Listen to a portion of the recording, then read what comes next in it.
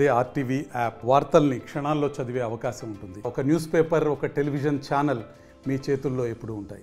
ఈరోజు విజయనగరం జిల్లాను తీసుకున్నట్టయితే స్వతంత్రం వచ్చి 76 సంవత్సరాలు పూర్తయినప్పటికీ కూడా విజయనగరంలో అత్యధిక బీసీలు ఉన్నప్పటికీ కూడా బీసీల్లో రెండో కులంగా ఉన్న యాదవులని ఇప్పటి వరకు కూడా ఆంధ్రప్రదేశ్లో ఉన్న ఏ రాజకీయ పార్టీ కూడా గుర్తించడం లేదు.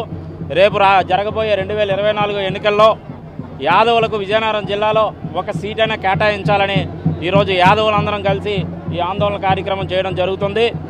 ప్రతి ఒక్క రాజకీయ పార్టీకి హెచ్చరిస్తున్నాం. యాదవుల్ని ఈసారి మీరు ఏమైనా చిన్నచూపు చూసినట్టయితే మాత్రం మీ పార్టీలకి తగ బుద్ధి చెప్పే పరిస్థితి అయితే మాత్రం ఉంది. దయచేసి విజయనగరంలో ఎంతో మంది యాదవులు ఉండి కూడా మాకు ఇక్కడ ఓసీలకి టికెట్లు ఇచ్చి మమ్మల్ని అవమానపరచడం చాలా బాధాకరం. గతంలో బీసీ కులస్తులైన మా తూర్పు కాపు సోదరి మీసాల గీత గారికి టికెట్ ఇస్తే మా యాదవులం కాదు అన్ని వర్గాల వారం కూడా పనిచేసి ఆవిడని గెలిపించుకున్నాం. అలాంటిది ఇక్కడ బీసీ వర్గాలుగా అయినటువంటి రెండో స్థానంలో ఉన్నటువంటి యాదవులకి సీటు కేటాయించాలని ప్రత్యేకించి డిమాండ్ చేయడం జరుగుతుంది.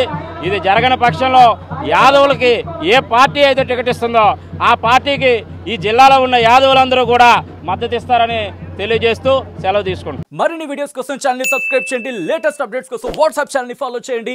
అండ్ లింక్ డిస్క్రిప్షన్ లో ఉంది.